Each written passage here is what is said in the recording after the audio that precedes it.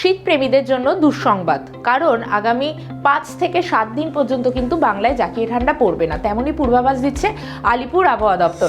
তার কারণ হচ্ছে উত্তর পশ্চিম ভারতে একটি পশ্চিমী ঝঞ্ঝা তৈরি হয়েছে এবং সঙ্গে পাকিস্তান সংলগ্ন জম্মু কাশ্মীরে দ্বিতীয় পশ্চিমী ঝঞ্ঝার সঙ্গে 17ই ডিসেম্বর কিন্তু আরও একটি পশ্চিমী ঝঞ্ঝা ঢুকছে বাংলায়। ফলে এই সব মিলিয়ে বাংলায় কিন্তু শীত পড়তে বাধাপ্রাপ্ত হচ্ছে। ফলে আগামী এক সপ্তাহ বাংলায় এখনও উত্তরবঙ্গ দক্ষিণবঙ্গের ক্ষেত্রে কোথাওই জাঁকিয়ে ঠান্ডা পড়ার পূর্বাভাস নেই। কলকাতায় আজকের তাপমাত্রা প্রায় 1 ডিগ্রি বেড়ে গিয়ে 16 ডিগ্রি সেলসিয়াস হয়ে গিয়েছে এবং আগামী 2-3 দিন এরকমই তাপমাত্রা থাকবে।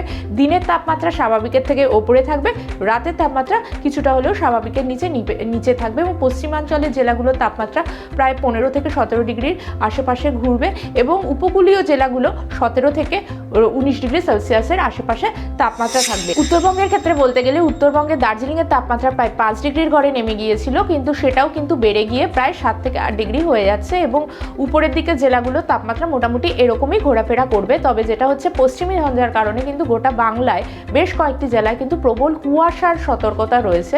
ফলে সেক্ষেত্রে যান চলাচলের ক্ষেত্রে সতর্কতা অবলম্বনের পরামর্শ দিচ্ছে আবহাওয়াবিদরা। তবে বৃষ্টির আপাতত কোনো পূর্বাভাস নেই।